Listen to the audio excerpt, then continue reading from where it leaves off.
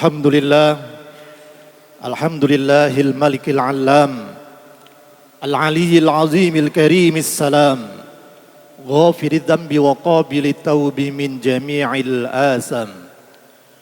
Ashhadu an la ilaha illallah wahdahu la syarika lah, wa ashhadu anna Muhammadan abduhu wa rasuluhu la nabiyya ba'dah. Allahumma salli wa sallim wa barik ala sayyidina Muhammadin wa ala alihi wa ashabihi ajma'in. Amma ba'du fa ya ibadallah, usikum wa iyaya bitaqwallah, faqad fazal muttaqun.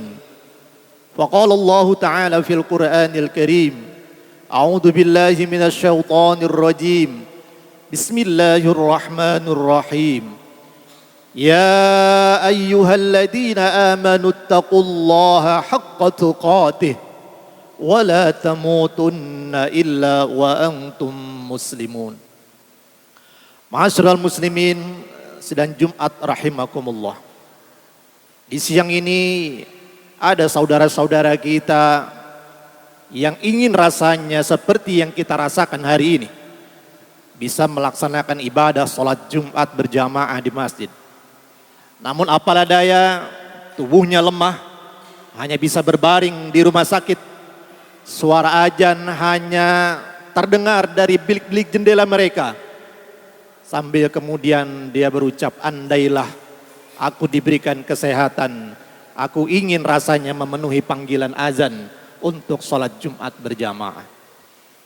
Ada pula mungkin saudara yang hari ini, yang mereka dalam keadaan sehat walafiat, namun urusan duniawinya masih mendominasi dari kegiatan mereka, sehingga kemudian tak sempat mereka melangkahkan kakinya untuk melaksanakan ibadah di hari Jumat ini. Oleh karenanya, kita yang bisa hadir pada Jumat kali ini adalah orang-orang yang sangat beruntung, yang Allah mudahkan kita semua untuk memenuhi seruan panggilan azan, melaksanakan sholat Jumat berjamaah. Mudah-mudahan hadirnya kita di masjid ini bagian dari tanda syukur kita atas nikmat sehat dan berbagai macam nikmat yang Allah berikan kepada kita semua. Dengan harapan ketika kita pandai mensyukuri nikmat Allah, Allah akan datangkan nikmat-nikmat berikutnya kepada kita semua. Amin ya rabbal alamin. Salawat dan salam tak lupa kita sampaikan kepada Nabi kita Muhammad sallallahu alaihi wasallam. Allahumma salli ala Sayyidina Muhammad wa ala ali Sayyidina Muhammad. Mudah-mudahan dengan seringnya kita bersolawat kepada beliau, kelak kita digolongkan orang-orang yang akan mendapatkan syafaat dari Nabi Muhammad sallallahu alaihi wasallam. Tak lupa khotib berwasiat, mari sama-sama kita tingkatkan kualitas iman dan takwa kita kepada Allah Subhanahu wa taala. Allah Subhanahu wa taala menjanjikan kepada kita semua, "Wa may yattaqillaha yaj'al lahu makhraja wa yarzuqhu min haitsu la yahtasib." Barang siapa yang bertakwa kepada Allah Subhanahu wa taala, Allah akan jadikan jalan keluar dari setiap permasalahan hidupnya, dan Allah akan berikan rizki dari arah yang tidak diduga-duga. Kalau sampai dengan saat ini kita masih merasakan begitu banyak masalah yang menghimpit diri kita, dan sampai saat ini kita masih belum tahu apa solusi dari masalah yang sedang kita hadapi, belum ketemu kita jalan keluar dari setiap permasalahan hidup kita, atau boleh jadi kita belum pernah merasakan mendapatkan rizki dari arah yang tidak kita duga-duga. Jangankan rizki yang tidak kita duga, terkadang rizki yang sudah kita duga pun tak sampai kepada kita. Maka pertanyaannya, sudah sejauh mana tingkat takwa kita kepada Allah Subhanahu wa taala? Yang jelas, janji Allah adalah sesuatu yang pasti, bukan basa-basi. Ma'asyiral muslimin, sedang Jumat rahimakumullah. Tak terasa Jumat ini kita sudah berada di pekan kedua dari bulan Syawal, yang artinya sudah 2 pekan kita lalui bulan suci Ramadan. Kebiasaan masyarakat kita ketika kemudian Ramadan berakhir, maka kemudian aktivitas ibadah kembali seperti kala sebelum datangnya bulan suci Ramadan. Masjid-masjid yang ketika Ramadan begitu penuh dan ramainya dengan salat, kini kembali kepada jamaah-jamaah aslinya. Jangankan menunggu bulan-bulan berikutnya, jangankan menunggu pekan-pekan berikutnya setelah Ramadan. Hari pertama Syawal sekalipun salat subuh sudah hanya tinggal beberapa orang jamaah saja. Salat zuhur boleh jadi karena kesibukan dengan aktivitas silaturahim, boleh jadi tidak banyak orang yang menyempatkan diri untuk salat berjamaah. Lalu itukah tujuan Allah Subhanahu wa taala hadirkan Ramadan untuk kita? Hanya menumpuk amal di bulan suci Ramadan, yang kemudian setelah Ramadan aktivitas kita kembali seperti biasa sedia kalanya sebelum bulan suci Ramadan? Tentu bukan itu Allah tujuan memberikan Ramadan kepada diri kita semua. Allah menginginkan agar aktivitas ibadah yang sudah kita laksanakan dengan maksimal di bulan suci Ramadan hendaklah menjadi kebiasaan yang kemudian akan terus langgeng sampai kemudian ajal menjemput kita semua. Fenomena yang sering kita saksikan adalah seperti itu. Banyak saudara-saudara kita yang ibadahnya hanya menunggu Ramadan, yang kemudian ketika Ramadan berakhir, ibadahnya pun kembali seperti biasa. Ramadan sebetulnya melatih kita untuk membiasakan amal-amal kebaikan agar senantiasa kita istiqomah. Setelah Ramadan kita pun menjadi orang-orang yang senantiasa melestarikan ibadah pada Allah Subhanahu wa taala. Paling tidak ada spirit yang harus kita bangun bersama setelah ibadah Ramadan kita laksanakan. Spirit yang pertama adalah bagaimana kita termotivasi untuk senantiasa berjamaah dalam setiap sholat-sholat kita. Kalau di Ramadan untuk melaksanakan sholat sunnah tarawih saja, sanggup langkah kita untuk ke masjid, sanggup langkah kita untuk ke surau dalam waktu 30 malam, maka sedianya setelah Ramadan untuk sholat wajib menjadi ringan sebetulnya langkah kita menuju rumah-rumah Allah Subhanahu wa taala. Kalau ketika Ramadan kita menjadi orang yang begitu khusyuk, tadarus, membaca Al-Quran, sampai kemudian kita bisa khatamkan 2 bahkan lebih dari 2 kali kita menghatamkan Al-Quran di bulan suci Ramadan, maka sedianya setelah Ramadan Al-Quran jangan kemudian kita tutup kembali, yang baru kemudian kita buka setelah Ramadan, menjelang Ramadan berikutnya. Nauzubillah min dzalik.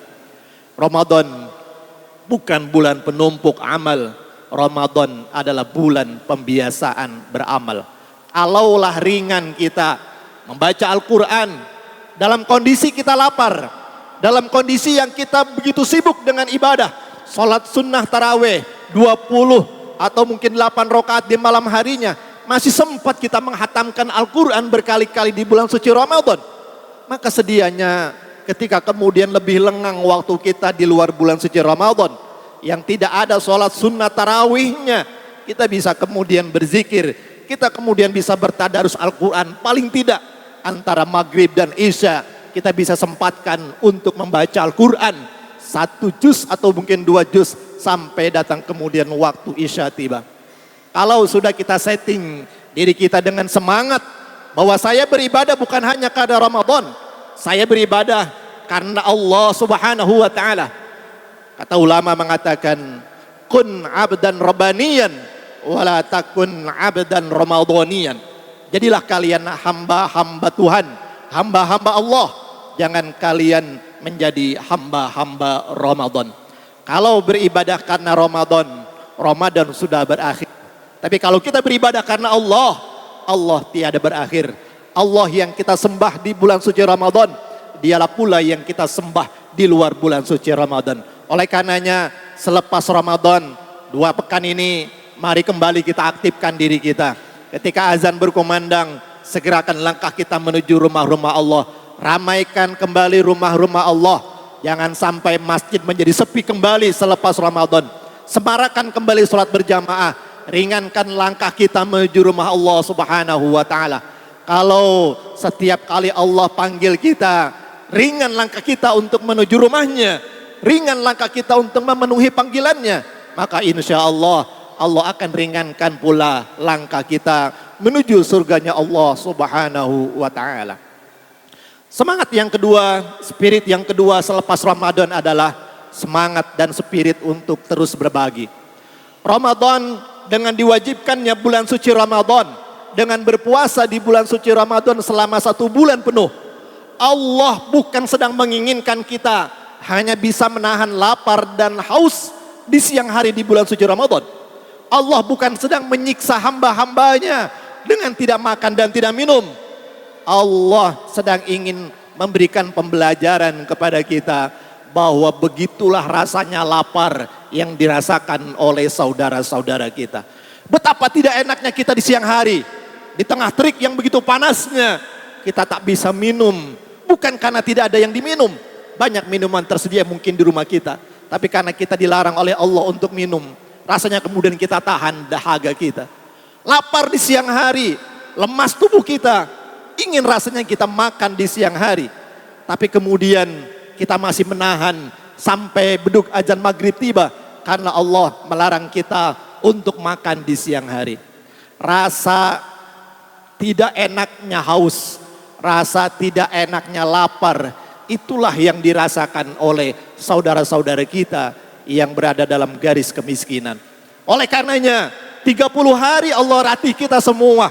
Kalau kemudian selepas Ramadan tidak ada rasa kepedulian kita sama orang yang tak punya, tak ada rasa empati kita untuk berbagi kepada sesama, maka boleh jadi puasa kita baru sekedar bisa menahan makan dan minum saja di siang hari. Belum ada makna yang mendalam yang kemudian terwujudkan dengan jiwa sosial berbagi kepada sesama manusia. Ma'asyiral muslimin, sidang Jumat rahimakumullah. Bagi kita orang-orang yang mampu, mungkin lapar kita hanya di siang hari, mungkin dahaga kita hanya di siang hari. Begitu azan maghrib berkumandang, kita bisa makan apapun yang kita inginkan. Tapi bagaimana dengan saudara-saudara kita yang mereka mungkin dalam kondisi kekurangan, siang mereka lapar, boleh jadi sampai malam hari pun mereka masih kelaparan karena tidak ada yang bisa mereka makan untuk mereka makan sekeluarganya. Oleh karenanya hadirin sekalian, dengan latihan 30 hari di bulan suci Ramadan, jadilah kita pribadi-pribadi yang punya kepedulian kepada nasib saudara-saudara kita yang membutuhkan. Ketika Ramadan luar biasa, banyak panti-panti asuhan, banyak panti-panti yatim piatu yang sibuk memenuhi undangan dari para pejabat-pejabat, sibuk memenuhi undangan dari para orang-orang kaya untuk berbuka puasa dan berbagi kepada anak-anak yatim juga panti asuhan. Tapi kemudian selepas Ramadan, boleh dibilang sangat sedikit di antara orang-orang yang ketika Ramadan peduli, kemudian sama nasibnya ketika selepas Ramadan. Padahal mereka lapar di Ramadan, mereka lapar pula di bulan Syawal. Mereka mulai merasakan lapar di bulan Ramadan, mereka juga merasakan lapar di 11 bulan berikutnya. Dalam Al-Quran, Allah Subhanahu wa ta'ala memberikan banyak sekali kecaman bagi kita semua, bagi orang-orang yang tidak peduli kepada nasib makannya orang-orang miskin. Salah satu surah yang sering kita hafal bersama, surah Al-Ma'un. Allah katakan, a'udzu billahi minasyaitonir rajim. Ara'aital ladzi yukadzibu biddin, fadzalikal ladzi yad'ul yatim wa la yahuddu ala ta'amil miskin. Luar biasa, surah Al-Ma'un memberikan teguran keras kepada kita sekalian. Allah menyampaikan pertanyaan di awal surahnya, tahukah kamu siapa itu pendusta agama? Orang-orang yang dicap oleh Allah sebagai pendusta agama. Ayat berikutnya ternyata bukan ayat menceritakan bahwa orang yang mendustakan agama adalah orang yang tidak sholat berjamaah. Justru orang-orang yang mendustakan agama adalah orang yang menghardik anak yatim dan tidak ada kepedulian terhadap makannya orang miskin. Maukah kita dicap oleh Allah sebagai pendusta agama?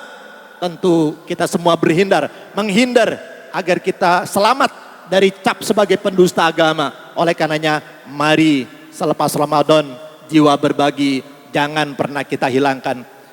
Rasulullah Shallallahu Alaihi Wasallam pernah mengecam kita bahwasanya tidak digolongkan orang yang beriman orang yang bisa tidur dalam keadaan perut kenyang, sementara ada tetangga-tetangganya yang tak bisa tidur karena kelaparan.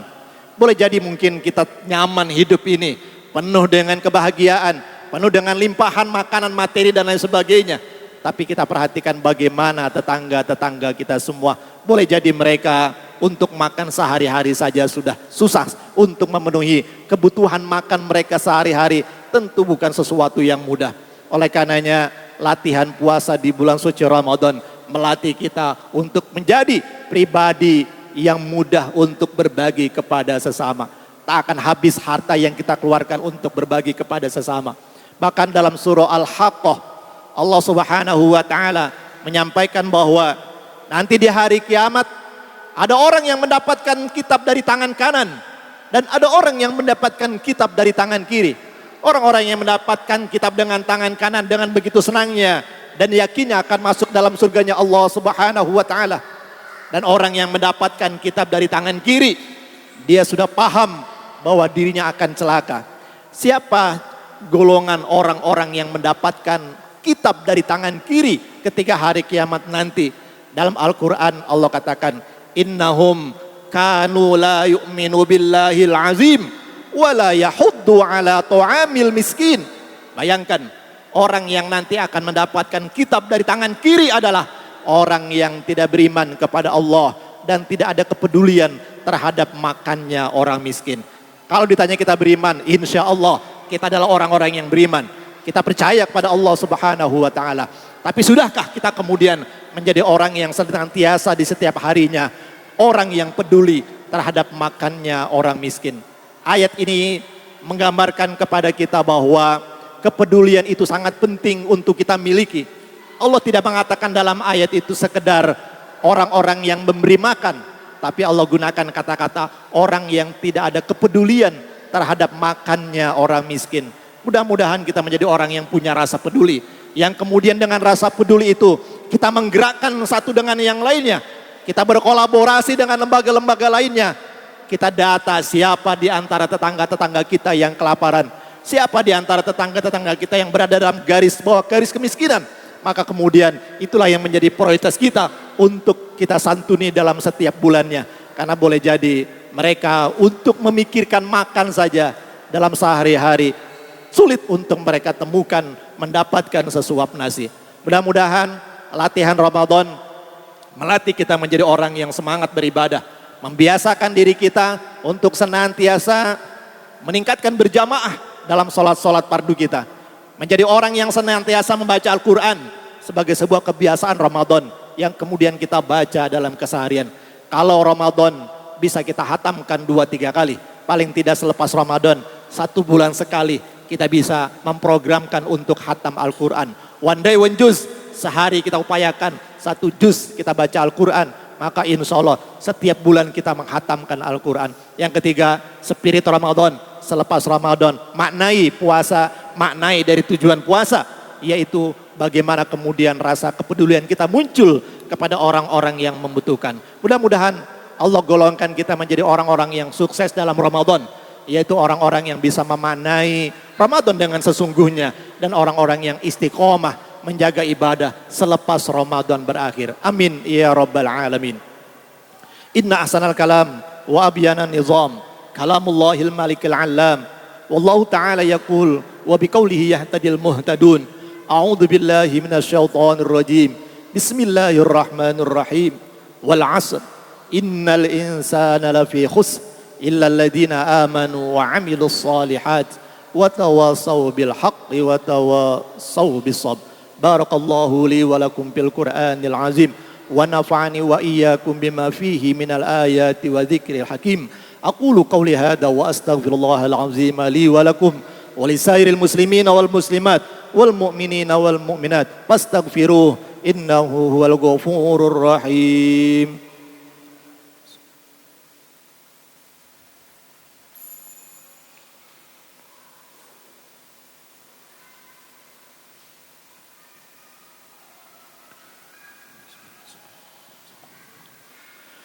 Alhamdulillah.